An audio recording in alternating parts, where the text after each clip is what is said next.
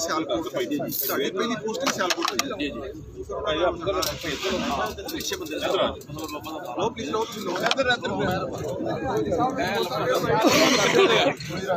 चटनी उन्होंने को लैके